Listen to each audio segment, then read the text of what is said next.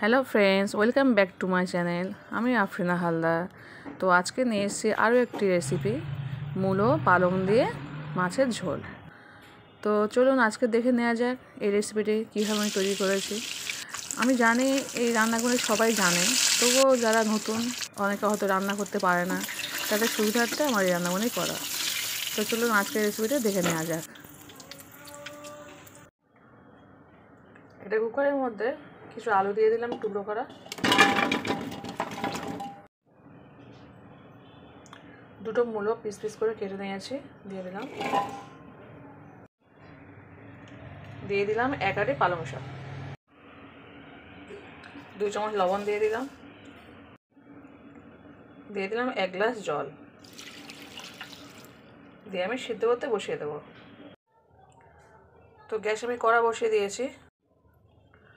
তেলটা গরম হওয়ার পরে একটু দিয়ে দিলাম পেঁয়াজ কুচি। পেঁয়াজটা একটু ভাজা হয়ে গেলে আমি দিয়ে দেবো এর উপরে আদা রসুন বাটা দিয়ে দিলাম। আদা রসুনটাকে একটু ভাজা ভাজা করে নিতে হবে। দিয়ে দেবো 1 চামচ হলুদ গুঁড়ো, 1 চামচ জিরে মরিচের গুঁড়ো।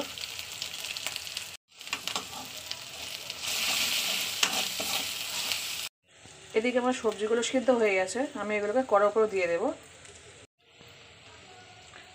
সিদ্ধ করা সবজিগুলো। এবার এগুলোকে ভালো করে নেড়ে নিতে হবে। তোমার ভালো করে কষানো হয়ে গেছে, এবার মানে যতটা পরিমাণ জল লাগবে আমি জলটা দিয়ে দেবো। তো আমি জল দিয়ে দিয়েছি। এবার আমি এর উপরে মাছগুলো দিয়ে দেবো, তরকারির উপরে মাছ ভাড়াটা দিয়ে দেবো আমি। তো মাছগুলো দেওয়া হয়ে গেছে, আমি এটা 10 মিনিটের জন্য চাপা দিয়ে দেবো।